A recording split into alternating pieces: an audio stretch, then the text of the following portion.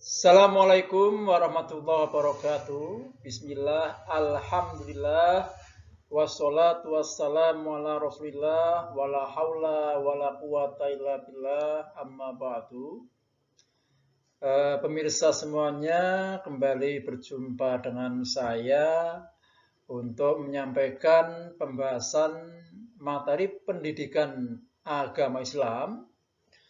Masih melanjutkan materi yang kemarin, yaitu tentang makanan yang halal dan yang haram. Baik, pemirsa semuanya, kemarin kita sudah sampai tentang kriteria keharaman makanan ya, yang diantaranya kemarin sudah kita menyinggung, yaitu tentang haram karena adanya dalil yang pasti. Ya. Sekarang kita lanjutkan pada kriteria keharaman yang kedua, yaitu tentang haram karena disuruh untuk membunuh.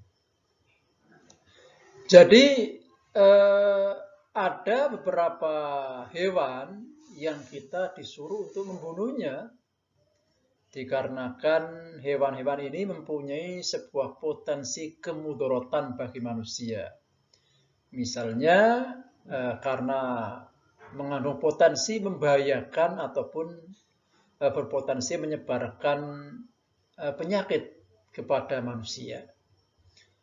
Dan hewan yang disuruh untuk membunuh ini maka haram untuk dimakan dagingnya.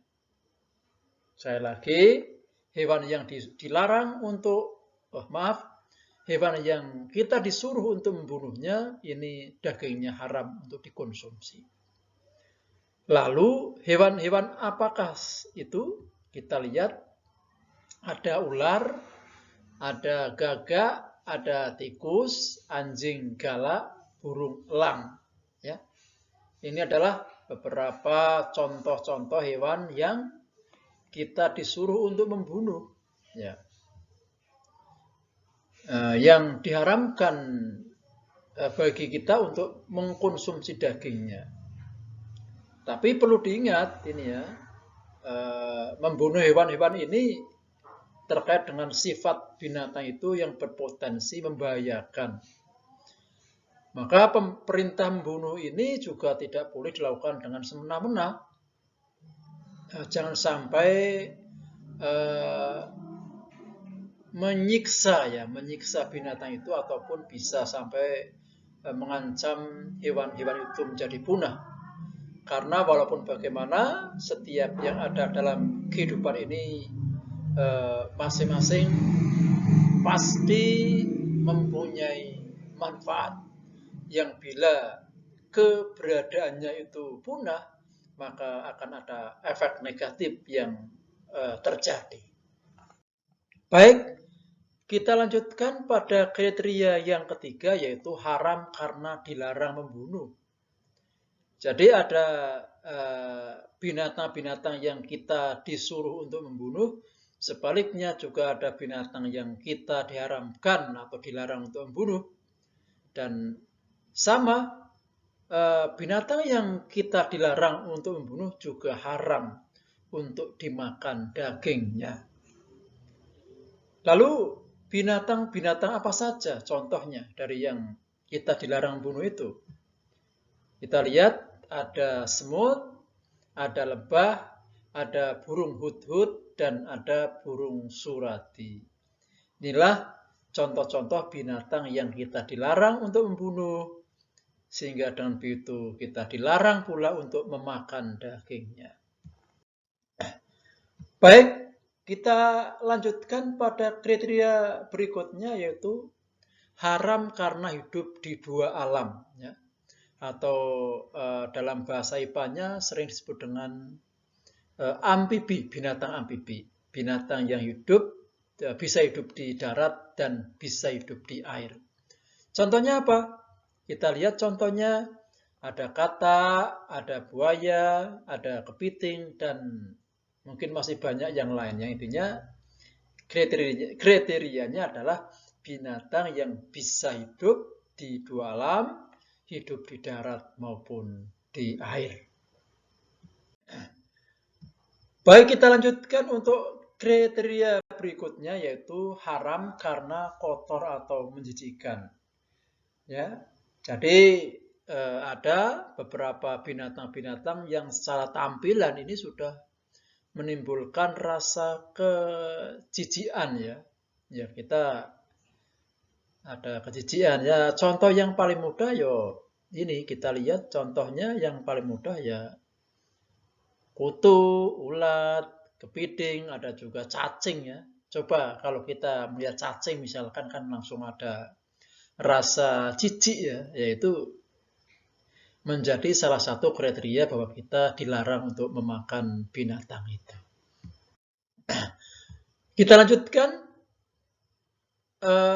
berikutnya yaitu haram karena bahaya atau mudarat. Artinya segala sesuatu yang bila dimakan itu akan menimbulkan kemudaratan atau sesuatu yang membahayakan bagi orang yang memakannya, ini juga haram. Ya. Misalkan kita makan apa ya yang membahayakan itu, misalkan makan ini bisa kita lihat ya. Contohnya misalnya ada ganja, narkotika, makanan yang beracun, dan semuanya yang berpotensi bila dimakan akan menimbulkan sebuah bahaya atau akibat buruk bagi yang memakannya. Jadi inilah kriteria dari makan makanan yang diharamkan ya.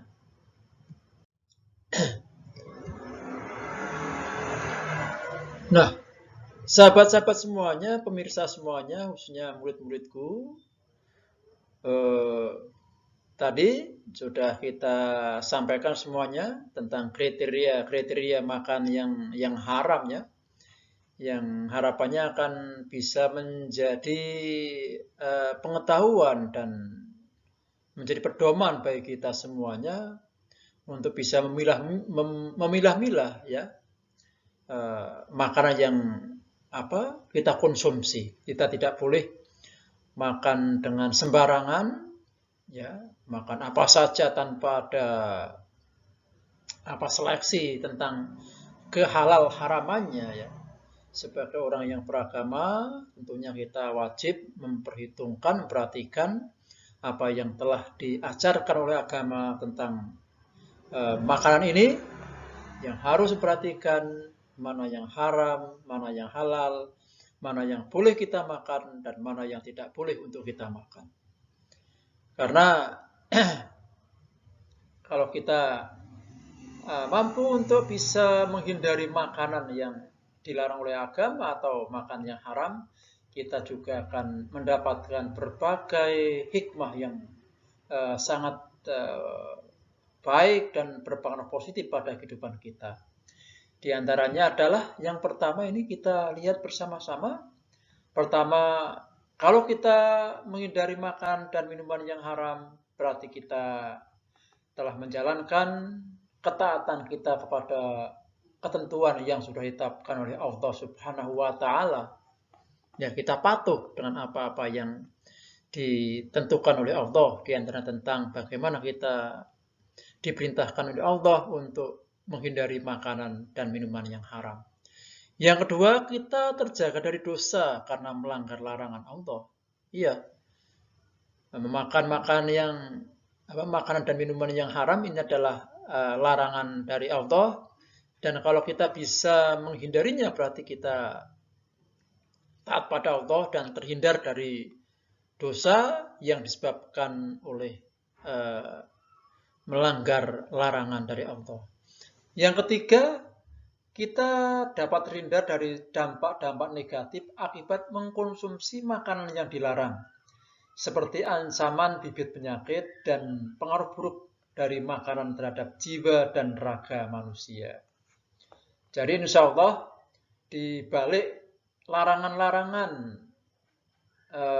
dari Allah ya terhadap beberapa jenis makanan dan minuman untuk dikonsumsi oleh umat manusia, khususnya umat Islam, ini di sana ada terkandung maksud yang sangat besar ya, yang akan menyelamatkan manusia dari dampak-dampak buruk yang bisa diakibatkan oleh beberapa makanan tertentu yang diharamkan oleh ajaran agama itu. Jadi ketika kita taat menjalankan perintah untuk menghindari makanan dan minuman yang diharamkan itu, insya Allah kita juga akan terhindar dari potensi-potensi keburukan yang bisa ditimbulkan dari pengaruh makanan dan minuman itu terhadap kesehatan jiwa dan raga kita. Demikian saya kira untuk bab makanan dan minuman yang halal dan yang haram. Semoga bermanfaat dan silakan bila ada pertanyaan ataupun masukan-masukan untuk memberikan sebuah tambahan penjelasan melengkapi materi, dan juga tidak kalah pentingnya bila ada kritik dan saran silakan untuk disampaikan dalam kolom komentar. Demikian, akhirnya bila ada kesalahan saya mohon untuk dimaafkan. Wabillahi taufiq wal hidayah. Wassalamualaikum warahmatullahi wabarakatuh.